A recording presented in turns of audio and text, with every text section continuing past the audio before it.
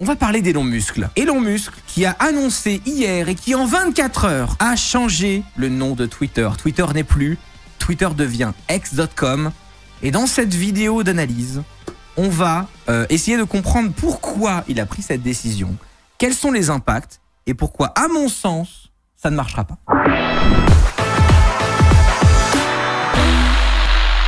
Il faut savoir que Elon Musk, comme beaucoup d'entreprises, de multinationales, c'est pas le seul Elon Musk qui est intéressé par ça. Il a son regard dirigé vers un seul côté du monde. Et ce côté du monde, c'est l'Asie.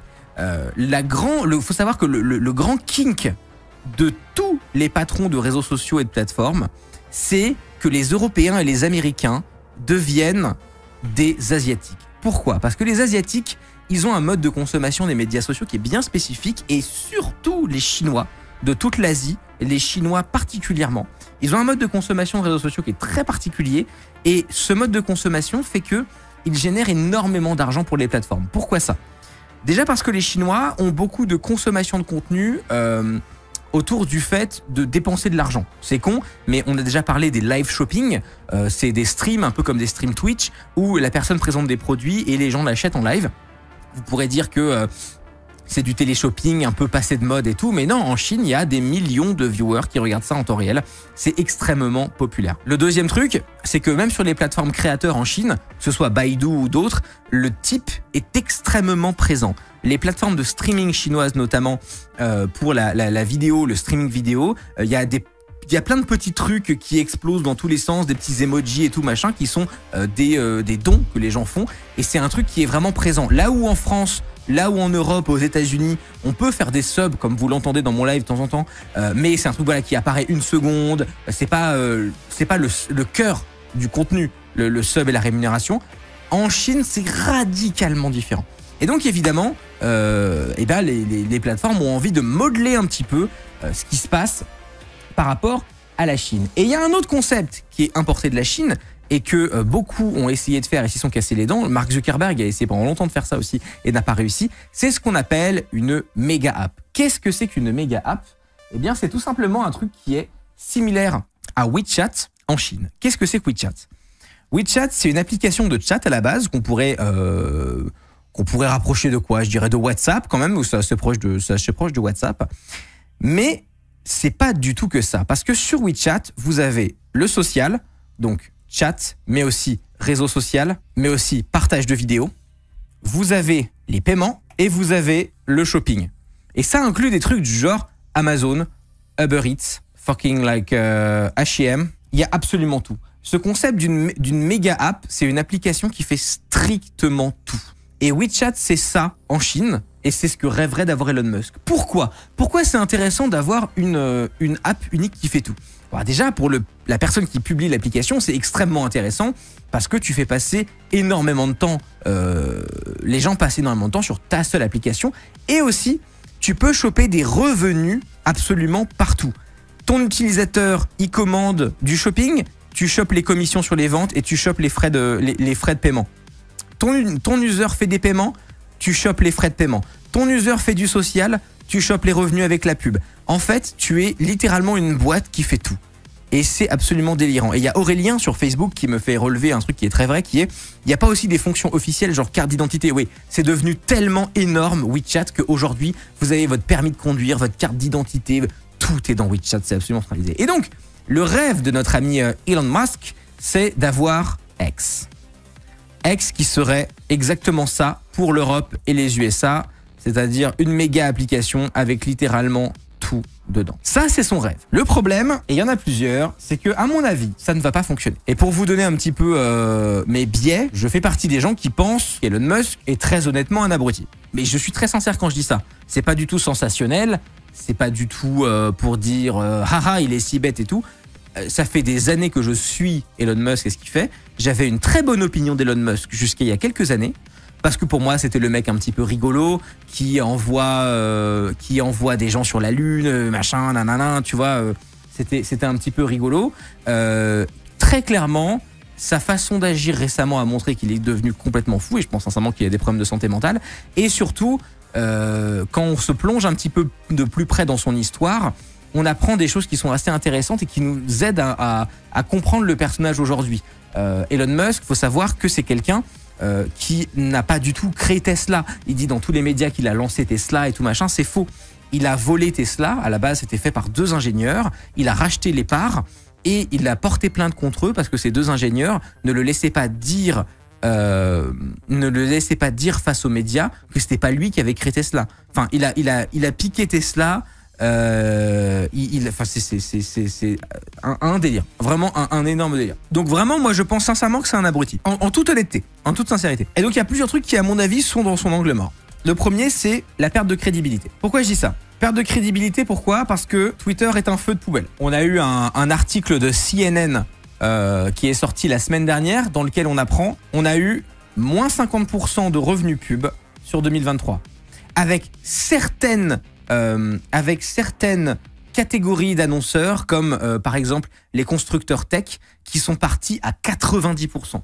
Les marques, et surtout les marques traditionnelles, s'en vont de Twitter à une vitesse folle. Personne ne veut payer de la publicité, en tout cas personne de sérieux ne veut être associé avec Twitter. C'est pour ça que sur Twitter, on a beaucoup de publicité pour des projets crypto bizarres, beaucoup de dropshipping, etc. Les marques un peu sérieuses ne veulent pas être présents sur ce site internet parce que c'est un feu de poubelle. Hop, Twitter est un feu de poubelle. Tac, problème avec Tesla. On sort notamment d'une grosse crise sur le Cybertruck, sa fameuse voiture qui était censée être la voiture du futur et tout machin. Et je crois que à date, les Gigafactory de Tesla ont sorti, vous savez combien de Cybertruck? Ils ont sorti un seul Cybertruck. À l'heure actuelle, au dernier article que j'ai lu, il y a un Cybertruck, alors que ça fait 2 ans qu'il a été lancé, 3 ans même. Il y a un seul Cybertruck qui est sorti d'usine. Le truc n'existe pas. Et donc voilà, il a pour habitude, on sait maintenant, on connaît un petit peu le personnage. Elon Musk, c'est quelqu'un qui fait du marketing et qui s'occupe pas vraiment de la gestion après-vente. Également, oui, il y a Christ2010 qui me rappelle sur le chat Kik que où sont les camions routiers? Et d'ailleurs, dans un sens plus large, où est le self-driving? Je vous rappelle que Elon Musk, depuis 2013, annonce à la terre entière dans des communiqués de presse et dans des interviews que le self-driving de niveau 5, c'est-à-dire le fait que la voiture se conduise entièrement toute seule, arrivera dans 1 an. Regardez toutes les interviews d'Elon Musk. Moi, j'ai fait le taf parce que c'est intéressant. Toutes les interviews d'Elon Musk depuis 2013, le fait que la voiture soit en self-driving de niveau 5, pour rappel, quand on dit qu'une voiture se conduit toute seule, il y a 5 niveaux qui vont de 1 à 5 et c'est différents niveaux d'autonomie. Le niveau 5, c'est autonomie complète, c'est-à-dire que tu pourrais enlever le volant et la voiture fonctionne toute seule. Depuis 2013, on attend le FSD niveau 5 qui disparaît complètement. Donc tout ça va dans le sens d'une perte de crédibilité d'Elon Musk. On peut aussi rapidement parler du fait qu'il ait viré 95% du staff. C'est-à-dire que concrètement, actuellement, Twitter fonctionne avec des bouts de scotch et la volonté de 3 pauvres gars qu'on n'a demandé à personne. Il a viré 95% du staff et ça va être très compliqué pour Elon Musk de recruter des gens sérieux. Et si il veut faire une méga app, il va avoir besoin de plein de choses. Plein de choses qu'on n'imagine absolument pas. Parce que quand vous voulez faire une méga app qui fait du réseau social, du paiement, du shopping, nanani, nanana, mais vous avez besoin d'ingénieurs, certes, et les ingénieurs de qualité, est-ce qu'ils ont envie de rentrer dans ce bourbier qui est Twitter à l'heure actuelle, qui ne gagne pas d'argent et qui est géré catastrophiquement? Donc déjà, tu as du mal à recruter des ingénieurs, mais il faut pas que des ingénieurs.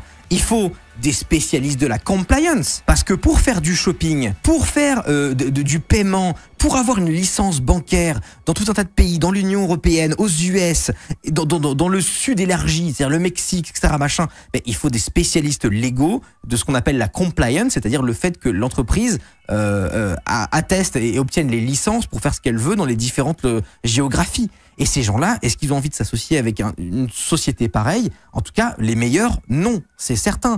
Une fois que tu as eu ta compliance, il faut des avocats. Une fois que tu as eu des avocats, il faut ce qu'on appelle du de la supply chain.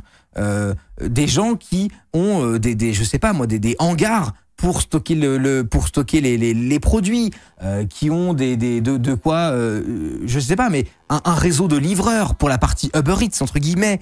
Enfin, Ça demande une quantité de travail, une quantité d'oseille qui est possible en Chine. Pourquoi? Parce qu'en Chine, ils ont un soutien gouvernemental. Alors c'est tout à fait différent. Parce que le gouvernement chinois est actionnaire en partie de l'entreprise, que ce soit de manière publique ou privée. Parce que bon, les Chinois, on sait comment ils sont avec les grosses boîtes. Hein. Concrètement, toutes les grosses boîtes chinoises, le gouvernement est derrière.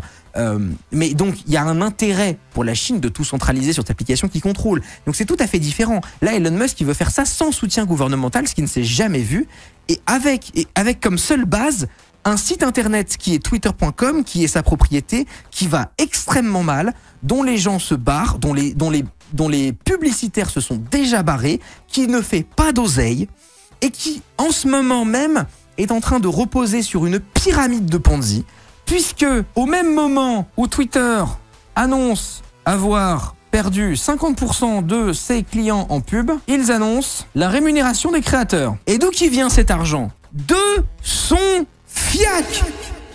Cet argent vient de son fiac et c'est une pyramide de Ponzi. Pourquoi? Parce que littéralement, il espère dans sa tête de génie maléfique recruter suffisamment de nouveaux influenceurs sur Twitter, suffisamment de gens qui ont envie de lancer des comptes et de faire du contenu Twitter pour au final amener de nouveaux yeux, de nouveaux users sur les pubs, pour qu'il y ait suffisamment de vues sur les pubs pour attirer de nouveaux advertisers, etc. Littéralement, c'est du Ponzi. Hein.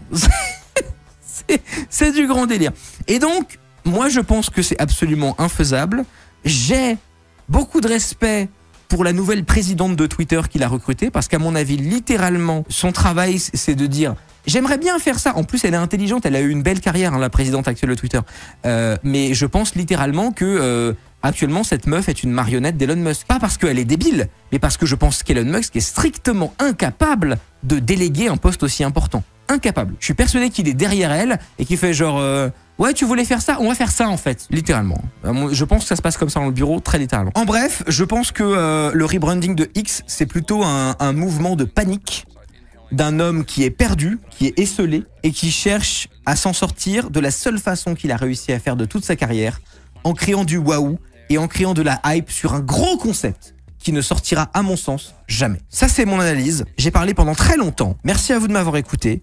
Et je veux bien prendre vos questions et vos réactions. Taïdou Bauer qui dit pour Tesla, les camions roulent depuis quelques temps. Ouais, mais combien? Parce que des boîtes qui ont précommandé les camions et qui les ont toujours pas, il y en a plein. Hein. Ça fait des années. Hein. Et pour le full self-driving, il passe en release dans peu de temps. Mais c'est pareil, mais mec. Le FSD passe en release dans peu de temps. C'est un truc qu'on a entendu pendant des années. Et pareil, c'est pas niveau 5. C'était censé être dans un an, en 2013, hein, je te rappelle. Hein. Clève qui dit c'est débile, t'es en train de dire que toutes les startups qui tournent à perdre sont des Ponzi en gros. Alors, c'est intéressant ce que tu dis. C'est différent et rapproché dans deux sens.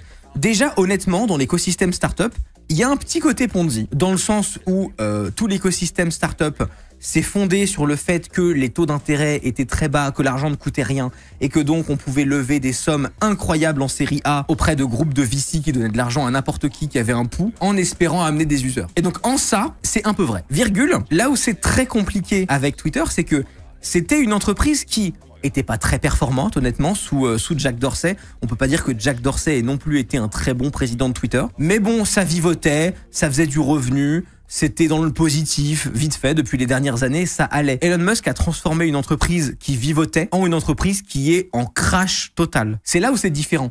C'est que tu aurais raison de dire « Ah, pour toi, toutes les startups, c'est du Ponzi » si Twitter était une startup, mais c'est pas le cas. Twitter était une entreprise qui avait 14 ans d'historique, qui était rentable depuis 3-4, qui commençait à vivoter un peu. C'est pas nouveau, Twitter. Et les abonnements Twitter Blue, tu leur pisses au cul, ça ramène pas d'argent, ça s'est bien développé, j'ai l'impression. Alors les abonnements Twitter Blue, je leur pisse au cul et ça ne ramène pas d'argent, puisque c'est le cas. Les dernières données publiques qu'on a, on sait que les abonnements Twitter Blue ont rapporté 11 millions de dollars. En sachant que Twitter brûle quelque chose comme quoi 4 milliards par an. Donc oui, Twitter Blue est un bid monumental. Hein. Oui, c'est ça. Twitter crame à peu près 2 milliards 160 millions par an. Et Twitter Blue a généré 11 millions de dollars. Voilà. Donc oui, on peut dire que Twitter Blue est un échec commercial. Oui, je pense que c'est raisonnable de penser ça. Clève qui dit sur YouTube, mais Twitter/X a quand même une base d'users immense. Au pire, si ça fonctionne pas, il arrête et il repart comme avant. Bah, la question, c'est combien il y a vraiment d'users sur Twitter? J'aimerais beaucoup savoir. En fait, la question centrale autour de ça, c'est quelle est la runway, comme on dit? Quelle est la piste d'atterrissage, la piste de décollage? Combien de temps il a avant de ne plus avoir d'oseille? Parce que je vous rappelle qu'il a acheté Twitter sur base d'un emprunt qu'il a fait sur ses actions Tesla. Il est endetté, le bonhomme. Et il est endetté de beaucoup. Il a combien d'oseille? Quel est son cash burn actuel? Et il a combien de mois, combien d'années devant lui? Moi, j'avais déjà dit l'année dernière que j'estimais entre 2 et 5 ans. Je vois pas comment il tient plus longtemps que ça. Chris qui dit, en octobre 2021, Twitter a annoncé 211 millions d'utilisateurs journaliers actifs monétisables. C'est intéressant que tu dis ça parce que ça me rappelle un truc que j'ai oublié de dire. Un autre signe qui fait que Twitter va mal, c'est qu'ils ont changé la définition d'utilisateur. Quand ils reportent des analytics au public et à la presse, maintenant ils parlent de secondes actives passées sur l'application, qui est une métrique qui ne veut rien dire et qui n'était pas utilisée avant. En général, les boîtes de tech, elles parlent de MAU, Monthly Active Users. C'est le nombre de gens mensuellement actifs sur la plateforme unique. Et maintenant, ils parlent, Twitter, dans leur communication officielle, de secondes passées sur l'app, qui, à mon sens, est une façon de camoufler le fait que les MAU se sont crachés de zinzin. Si j'étais investisseur chez Twitter, je leur demanderais bien quels sont les MAU actuellement. Kuroteyu sur qui demande une théorie sur pourquoi Musk agit comme ça et écoute pas ceux qui ont des vrais conseils, comme s'il voulait que son entreprise crache. Tu penses qu'avec ses projets, il pense réellement pouvoir redresser Twitter? Ça paraît super gros. Mais je sais que ça paraît bête, mon analyse. Je sais que mon analyse paraît stupide, mais c'est la mienne, elle est sincère, et je peux que vous le dire. Je suis honnête, c'est ce que je disais au début. Je pense sincèrement qu'Elon Musk n'est pas très intelligent. Je sais pas quoi dire d'autre, en fait. Je sais pas, tu sais, je peux retourner le Rubik's Cube dans tous les sens. Je pense sincèrement que c'est un mec pas très malin, qui est arrivé au poste où il en est par chance et parce que son père avait des mines en Afrique du Sud et qui aujourd'hui a de l'oseille et le crame de manière un peu stupide. Et c'est à peu près tout, quoi. Tu vois, enfin, je pense pas que ça va plus loin que ça, quoi. Parfois, la solution la plus débile est la plus vraie. Hein. Chez Gosset qui dit c'est un bon vendeur. Oui, alors ça par contre, parce que pour être très clair, parce que je pense que là, il y a beaucoup de viewers ce soir, il y a beaucoup de gens qui sont peut-être fans d'Elon Musk et tout machin. Pour être très clair, j'ai pas envie de me ranger dans la case hater nul d'Elon Musk. Parce que je sais que Elon Musk, c'est quelqu'un qui est clivant, il y a des gens qui l'adorent, qui le détestent et tout. Moi, honnêtement, j'étais quelqu'un qui en avait une opinion plutôt positive. Et au fil des années, je me dis, mais en fait, il est débile, c'est pas possible. Voilà, ça c'est mon parcours d'opinion sur Elon Musk. En revanche, je suis quelqu'un qui peut changer d'avis très facilement par rapport à ce que je lis. Si je vois qu'Elon Musk se reprend en main, change d'avis, engage des conseillers un peu malins, fait des trucs bien, je serais le premier à refaire un live pour dire, putain, Elon Musk prend des décisions incroyables, let's go, c'est... Vraiment, hein, je suis pas. Mon but n'est pas de décimer Elon Musk à chaque occasion. Très sincèrement. Pour dire un truc positif sur Elon Musk, que je pense sincèrement, je pense que Elon Musk, en tant que directeur du marketing de Twitter, aurait été le meilleur directeur marketing de Twitter que Twitter n'ait jamais eu. Je pense qu'il est extrêmement compétent à ça. Il arrive à rallier des communautés autour d'un concept, à mettre des étoiles dans les yeux des gens et tout machin. Si Elon Musk était simplement un directeur marketing, ce serait probablement un des meilleurs du monde. Tristan qui pose une bonne question sur YouTube. Quelle est ton expertise? Des educated guess de ton expérience / études de lecture. Des educated guess d'expérience et de lecture. Voilà, moi je suis, pour ceux qui me connaissent pas, je suis entrepreneur. J'ai ma boîte depuis que j'ai 18-19 ans qui tourne bien. Je fais un peu d'investissement, j'ai fait un peu d'investissement VC aussi. Je côtoie des gens qui sont en banque d'affaires, etc. machin. Voilà. Mais après, moi c'est mon avis, de mon expérience et tout. Je peux aussi me planter et tout machin. Mais t'as raison de me demander, c'est intéressant. C'est important de savoir pourquoi les gens ont les avis qu'ils ont.